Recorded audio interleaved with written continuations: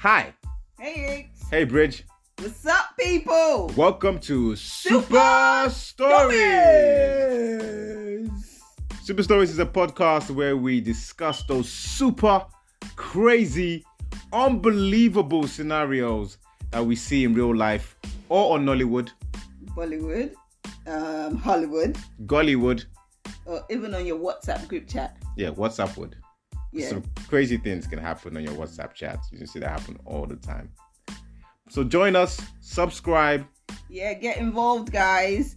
Let us know if you have any crazy stories you've heard of, any funny stories you've been involved in, or just any scenarios that you'd like to get our thoughts and opinions on. Oh yeah, Super Stories. Super stories. Yeah, y'all, super stories. Hey, babe.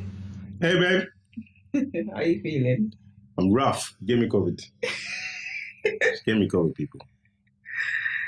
You were laughing at me though, so. And you know what happened? Usually when there's like flu, I get it first and then she gets it last. But this time she got it first and I was like, yeah, man, I didn't get it. I'm cool. He was popping the turmeric, the garlic. And she was doing bad mind. I wasn't. And she finally gave it to me. She's happy now. You guys smile on her face. I'm not happy. I'm not. Gave me the COVID. Anyway, I'm good, man. Right, so we're going to talk about Finding Hubby. Yes, a Nollywood movie on Netflix. Yes. It's amazing movie. Like, honestly, I was hooked. This movie's got more twists and turns than a country road. Oh, my days. Like, it's got so much. I think, guys, if you haven't seen it, be prepared. It's spoiler alert. We're going to spoil it for you. Kind of going to spoil it. But we're not going to talk about all of it. We're going to talk about one particular... Yeah, because there were a lot of nuggets that we could have reached on. Particular nugget. Yeah. Do you wanna break it down? Okay, so Finding Hubby is based on 3 Nigerian friends. Okay. Can you tell me their names? Because one was Oyin Clegg. Oyin Clegg, Gloria and Toke. Yeah, 3 good friends. Actually, really nice girls. Who basically just independent, living their best lives in Nigeria, dating, trying to find the right person to settle down with. But we're going to focus on Oyin Clegg. She's the main character. Well, who is she played by? Do you know her actual name? I think her name is Adelaoye. Adelaoye. Okay. Yeah, so she's a brilliant actress. She's rekindled this spark with one of her old, I don't know, booze. Yeah. So an old flame. An old flame, yeah. So she's now basically telling her friends what happened. Yeah. And yeah. So basically, she's back in his life because he's now a bit successful. I think he had a good book that sold. Yeah, he's doing well. He's abroad. And he's walked back into her life. They started dating again. And, and then our friends were asking, why did they break up in the first place? And this is the reason, or how they broke up the first time round. Yeah. My sister's hostel accommodation is due, and Mom is sick now. Something about that. Every time I ask you for money, you do this a day. So this is how you want to marry me and punish me and make me suffer. God will punish you. You know what? I'm done. I'm done with your useless, jobless, broke ass. Idiots. Please, I beg. Just leave me. Let better people see me. Nonsense. Okay, fine. I was mean. Women are wicked, man. What did you say? Useless, jobless, low, something. Custom. We need to play that again. How can you forget what you said? I don't think she forgot. I think she was trying to sugarcoat it the first time she was telling her friends, and her friends were like, nah, that's not really what happened, is it? The thing is, right, if you say that to a guy, you really gonna get back with him? Well, it depends. What depends? I would never say that to anyone because you just don't know who you're stepping on and you don't know who they're going to be tomorrow. Absolutely. Yeah, so I wouldn't say that to anyone. Plus, I'm really nice anyway, guys. So I don't have the heart to say things like that. Sure. But really nice. I know Niger babes. I am really nice. Yeah, really nice. All of you are the same. All women are wicked when they're upset. Wickedness in their souls. No, babe. Have I ever said anything like that to you?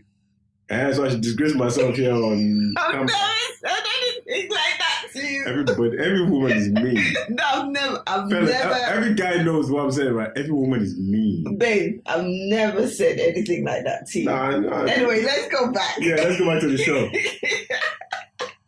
The point is that she was mean to him. Yeah. And she somehow thought that it was okay. No, but she was mean to him. But remember, he's the one that approached her to get her details again, Yeah, but she didn't remember when she was mean to him. No, she remembered, obviously, but if he's coming to her, then he's kind of forgiven her, innit? He's forgiven her. Let me give you people some advice, right? If you do some accurate thing to somebody, and they come back and they're acting nice, watch your back. Watch your back. After you said that to her, you think you forgot.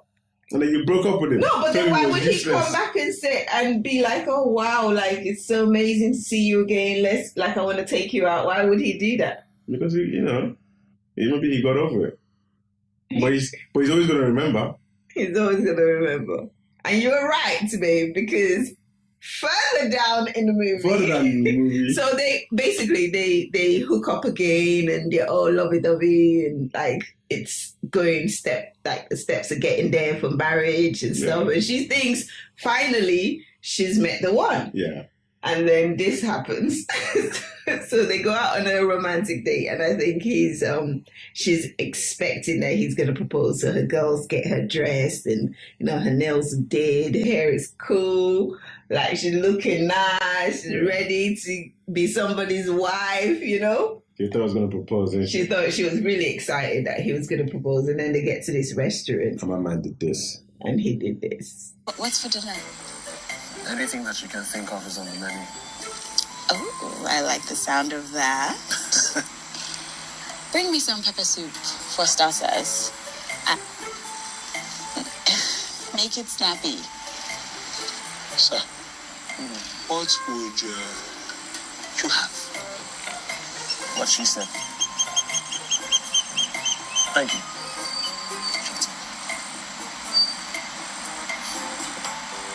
It's a very weird individual. Mm-hmm.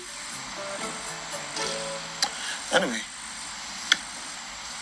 tell me, what does your dream life entail?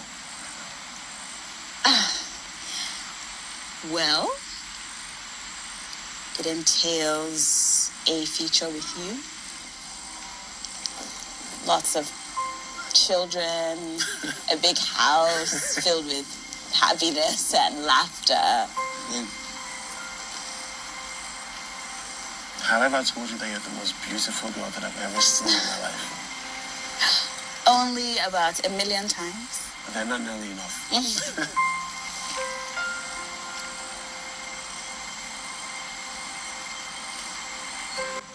I'm smiling. That's great. After dinner. But I don't think I can wait any longer. Oyin Clegg, I have something for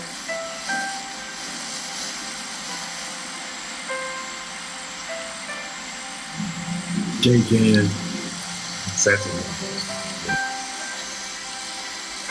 This is for you.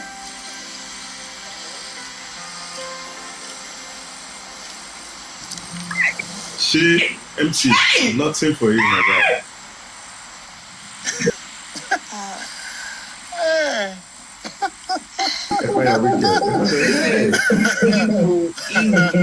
Yeah, but what did she expect? This is worse than what she said to him. A wedding ring? You had me. And what did you do? You threw me away. I mean, it's been years, but remind me, you said I was foolish. You called me an idiot. said I was jobless, useless. Basically, what you were trying to imply was that I had no future.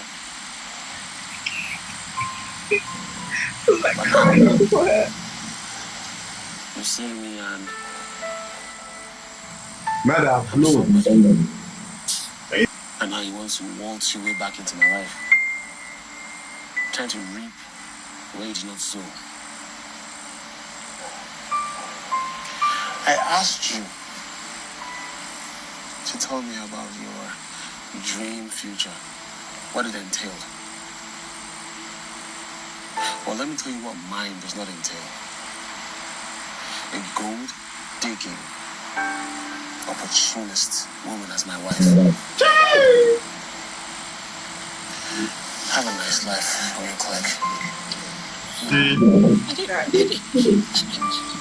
Eye for an eye. That waiter, let's go back to the the beginning of that scene. That waiter, a different story. Yeah, that's another story. That's another thing that I think I want us to touch on.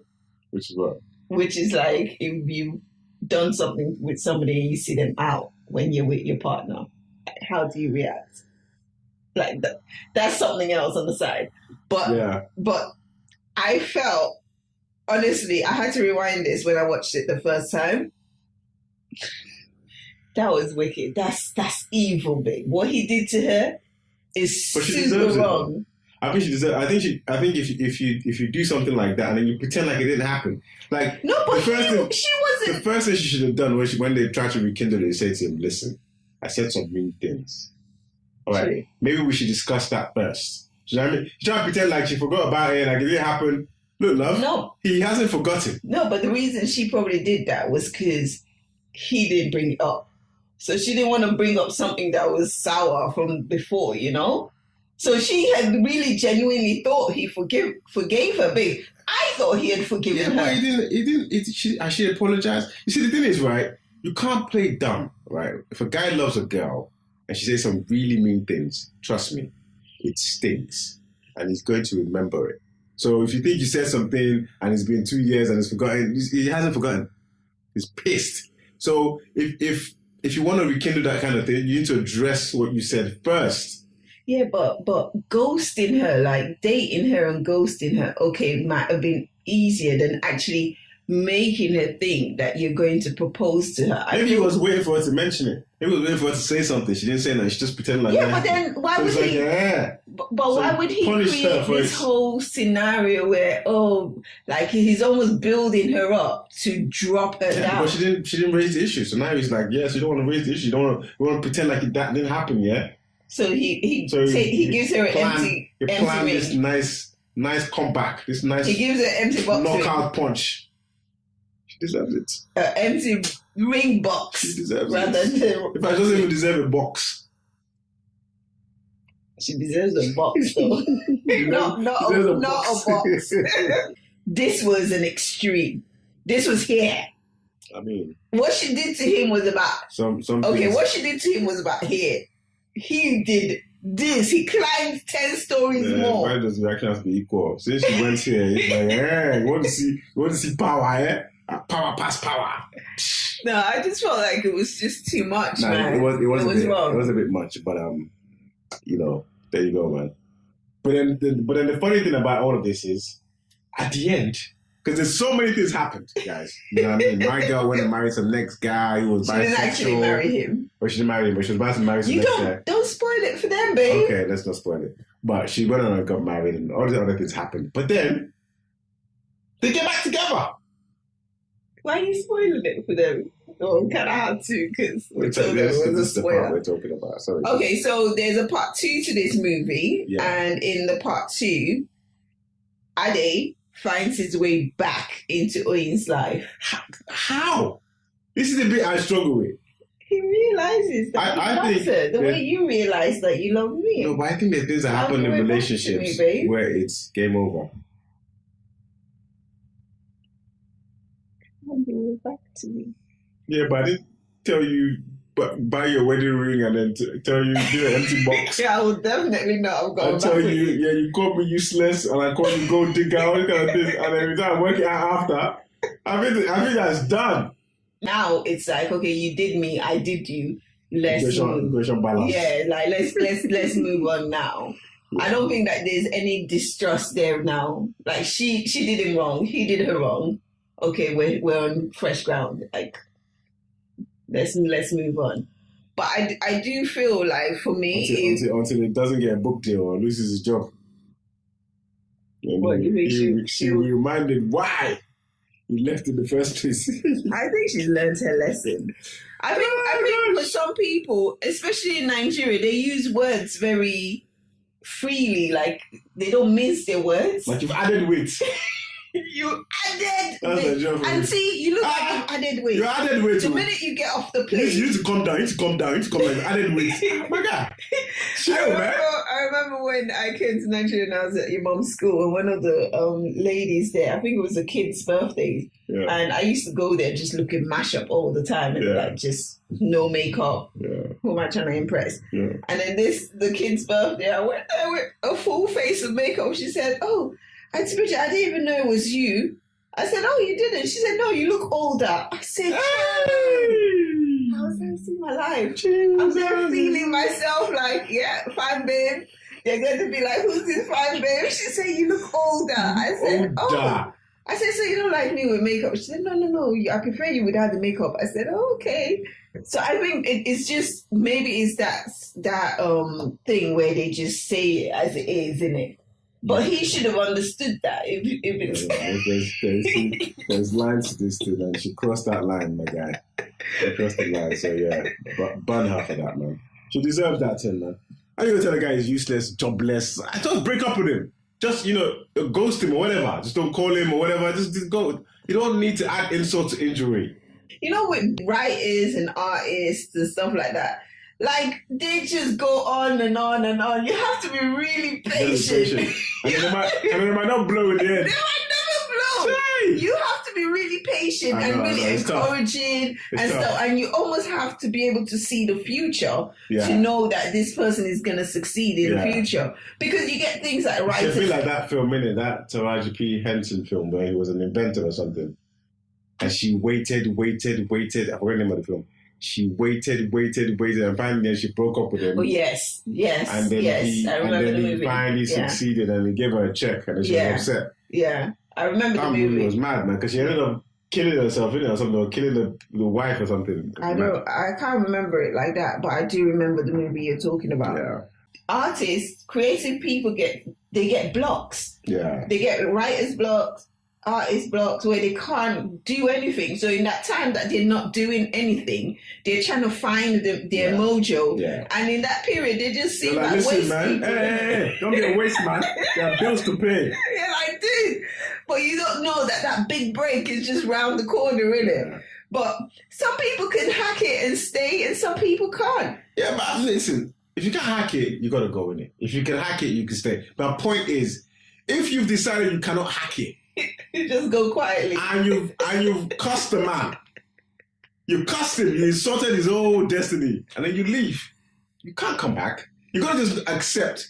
Okay. You've destroyed, that bridge has been burnt. Yeah, but in this scenario, I have to back up the girls on this. In this scenario, he came to her. But she just said it was a trick. Then she could have seen that she must know he has. She's not psychic. If she was psychic, she would have said those things to him in the first place. She's a human being. She must know that he's not. He can't just heal from that. He's not a. How is he just going to heal? But it's a good movie. The writers of these movies, brilliant writers, man. Honestly, movies are dope, man. Sometimes I'm flicking through Netflix and I'm like, I don't want to watch anything else but Nollywood. Yeah, like, I want to watch a Nollywood movie. Cool. Some of them are shit, but some of them are really good. Yeah. Go check it out. It's called Finding Hubby. Finding Hubby. Finding Hubby 2. Part 1 and Part 2. Yeah. On Netflix. I don't know how long it's been out, but yeah, it's a brilliant movie. And so many relationship questions that can pop up from this movie. So why do another one about it, actually? There were just too many questions. Too many. All right, guys. Peace and love.